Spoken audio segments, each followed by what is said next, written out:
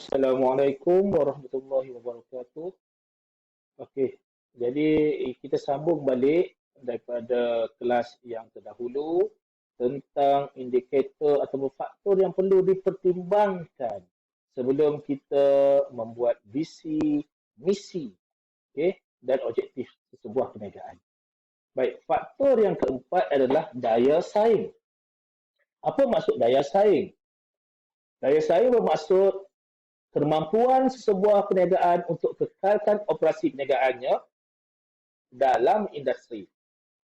Okey, jadi perniagaan ini mempunyai kemampuan untuk terus bertahan dan menghadapi kesukaran sehingga perniagaan memperoleh keuntungan pada masa hadapan.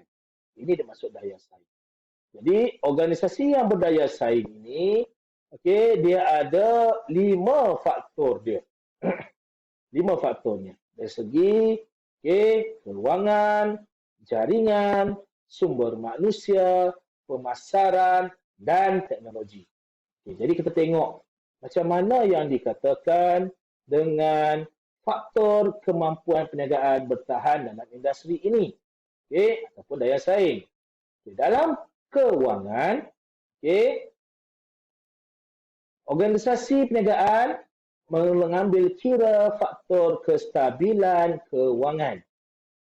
Okey. Jadi, modal kewangan sebuah perniagaan boleh diperoleh melalui pembiayaan daripada pelaburan pemilik perniagaan dan pembiayaan dalam bentuk hutang.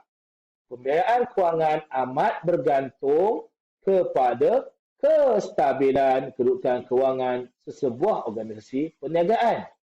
Okey. Baik. Jadi, kestabilan kewangan ini merujuk kepada kedudukan sesebuah organisasi perniagaan yang bergantung pada polisi dan sistem yang berdaya tahan ketika pasaran sedang menghadapi masalah ekonomi.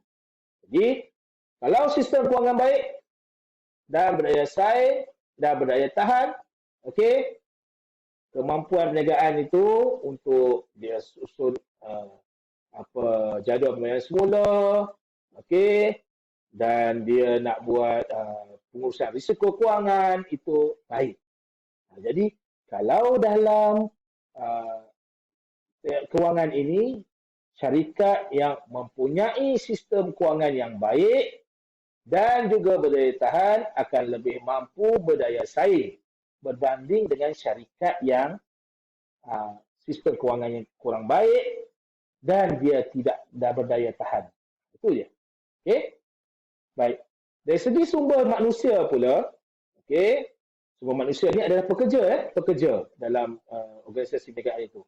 Pekerja. Jadi sumber manusia ni ada level-level dia. Atasan, pertengahan, bawahan, Okey? Baik. Kita tengok. Lazimnya ni kalau kata atas dipanggil sebagai ketua pegawai eksekutif. Itu pengurusan atasan lah. Pengurusan pertengahan, dia ada pengurus-pengurus dia. Pengurus kewangan, pengurus pemasaran, pengurus pengeluaran. Dan pengurusan bawahan dia, penyelia jualan, penyelia audit, penyelia bahan, penyelia lah. Okey, dan bawah sekali pekerja lah. Okey, baik. Jadi, kita tengok. Okey. Sekiranya syarikat ingin mempunyai daya tahan ataupun daya saing yang tinggi, syarikat tersebut mempunyai sumber manusia yang sangat kompeten. Kompeten maksudnya apa? Yang cekap lah, cekap. Okay? Sumber manusia yang cekap, maka syarikat itu akan mempunyai daya tahan bersaing dalam industri. Tapi kalau kata semua yang sumber manusia ni jenis cikai-cikai lah. Tak jenis macam tak berapa berilmu. Okey. Hanya tahu ada title saja tapi ilmu apa pun tak ada. Syarikat ini lama kelamaan dia akan merudum. Sebab dia punya sumber manusia tidak kompeten untuk bersaing dalam industri tersebut. Okey. Alright. Kita pergi pula kepada yang ketiga, teknologi. Teknologi ini, okey, macam-macam teknologi lah sekarang ni. E perdagangan lah, E perniagaan, E kerjaan, E pemasaran. Okey. Tapi kita apabila kita nak guna teknologi ini, kita melibatkan atau memerlukan pelaburan yang besar. Okey, pelaburan besar. Tapi benda tu boleh offset dengan kelebihan teknologi yang kita dapat. Kalau kata kita rasa-rasa kelebihan teknologi kita lebih elok ataupun kelebihan teknologi itu sangat diperlukan oleh perniagaan, WIMA berapa banyak kos pun perlu dikeluarkan, maka kita teruskanlah dengan membeli ataupun kita mendapatkan teknologi tersebut. Okey? Sebab apa? Sebab dengan teknologi tersebut, kemungkinan perniagaan itu boleh beroperasi dalam jangka masa lebih panjang. Okey. Teknologi Share pasaran. Okey, share pasaran ni merujuk kepada apa? Okey. Bahagian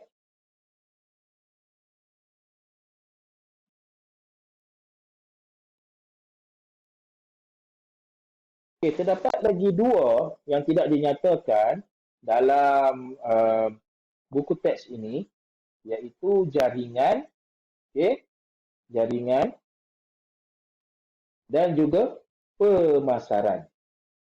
Pemasaran. Jadi kita boleh buat kesimpulan jaringan ini bermaksud networking. Networking ini adalah maksudnya hubungan antara perniagaan ini dengan orang luar. Ataupun dengan pelabur-pelabur luar. Kalau hubungan yang ataupun jaringan itu mempunyai jaringan yang baik, hubungan yang baik dengan pihak-pihak luar sana, maka perniagaan ini boleh berdaya saing. Dari segi faktor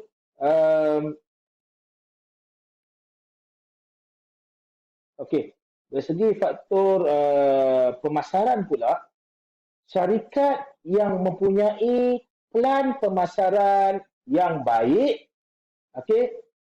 akan lebih berdaya saing berbanding dengan syarikat yang tidak mempunyai plan pemasaran.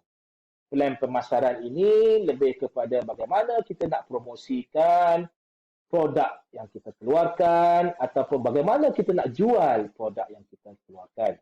Jadi contoh macam mana yang plan pemasaran ini adalah contoh seperti Celcom, U-Mobile, Maxis yang mengeluarkan promosi-promosi tentang apa dia punya pack dia tu. Itu adalah salah satu plan pemasaran. Kalau kita mempunyai satu plan pemasaran yang cantik, yang baik, maka kita akan lebih berdaya saing dalam industri tersebut. Baik. Untuk faktor yang kelima, minta maaf Ini faktor ni kita tengok. Faktor yang kelima sebelum yang perlu kita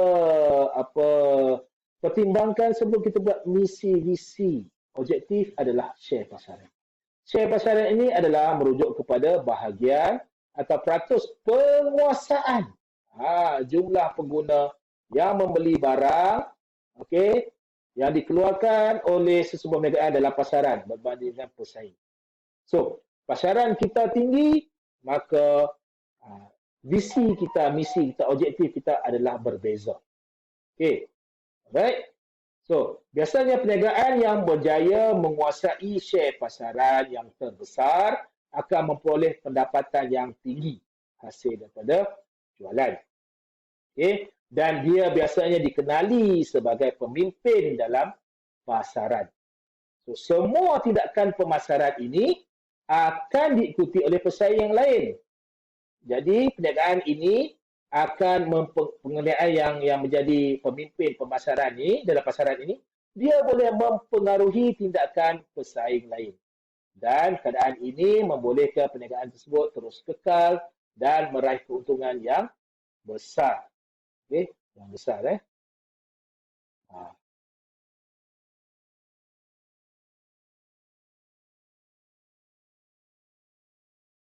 Yang keenam adalah faktor jualan. Jualan ini adalah satu transaksi jual beli yang berlaku antara penjual dan pembeli memenuhi keperluan kehendak kedua-dua pihak, iaitu penjual dan pembeli. memberi faedah lah. Okey. Alright. Penjual dapat untung manakala pembeli dapat kepuasan. Okey. Jadi ini jualan ini, okey, kalau kita tengok jualan banyak promosi jualan yang boleh kita buat. Okey.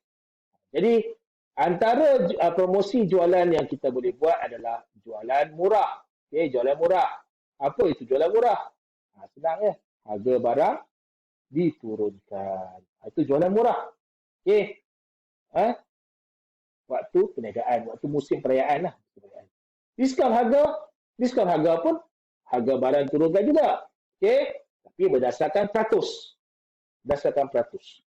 Okey, berdasarkan peratus. Diskaun harga. Berbeza.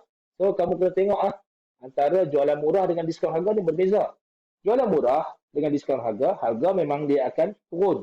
Tapi jualan murah ni, harga diturunkan pada musim tertentu saja. Okey, harga. Diskaun merujuk kepada peratus. Peratus. Berapa pengurangan, berapa peratus pengurangan harga yang daripada harga asal. Okey, itu. Sampel ialah pemberian contoh percuma. Biasanya dulu ni, waktu time saya dululah, mereka menghantar sampel-sampel shampoo yang kecil-kecil tu masuk dalam post box. So, kita akan pakai shampoo tu kecil je. Boleh pakai 1 atau 2 kali saja. Kan? Tapi yang itulah, 1-2 kali itulah yang akan mempengaruhi pengguna. Kalau kata shampoo itu shampoo yang baik, okay, pengguna rasa puas hati, maka mereka akan membeli shampoo ini di pasaraya-pasaraya atau di kedai-kedai berhampiran. Jadi seterusnya inilah dimasukkan dengan sampel. Okay? Dia boleh mempengaruhi kita untuk membeli barang tersebut. Dan yang terakhir adalah peraduan. Yang ini biasa ya. Biasa. Waktu sebelum COVID ni, Milo pun buat peraduan. Peraduan Milo. Peraduan ni biasanya digunakan supaya dia menggalakkan pengguna beli produk dengan nilai tertentu. Dia bukan kata beli satu tin saja. Tak, dia beli harga. Kadang-kadang ada harga dia lah dia tetapkan. Kalau kata pengguna beli dengan harga RM4, baru boleh join peraduan ini. Kalau kurang RM4, tak boleh join. Itu dia. Okey. Itu adalah antara faktor jualan.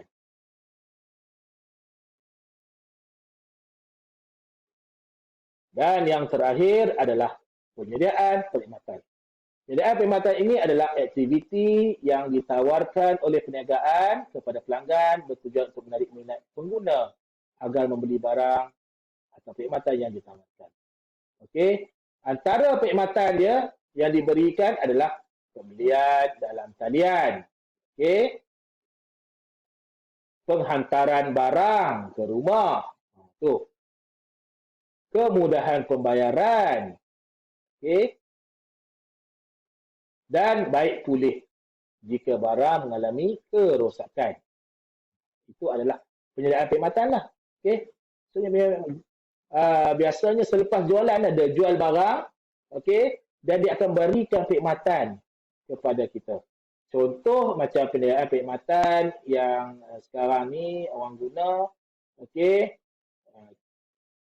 adalah seperti warranty. Warranty. Kalau kata kita dah beli TV, satu TV dia ada warranty. Mungkin dia kata 3 tahun, 2 tahun. Maksudnya dalam tempoh 2 tahun tu jika barang itu rosak, okey, hantar ke kedai, kedai akan cuba perbaik. Kalau kedai tak boleh perbaik, maksud kedai akan ganti yang baru. Itu dia. Okey, itu adalah salah satu lah kemudahan perkhidmatan selepas jualan. Okey, baik. Kalau pembelian dan talian ni, kamu boleh tengoklah contoh-contoh yang terkini lah. Zalora, GoShop, Lazada, okey. Apa yang terbaik, Shopee, itu dia. Okey. Dan kamu boleh tengoklah ini. Macam manakah proses perkhidmatan penghantaran barang dan sebagainya. Okey, baik. Itu sahaja 7 faktor sebelum yang perlu dipertimbangkan sebelum kita buat visi, misi dan objektif. Jadi, diharapkan kamu tak dapat banyak, sikit pun jadilah daripada video penerangan saya ini. Okey. Assalamualaikum warahmatullahi wabarakatuh.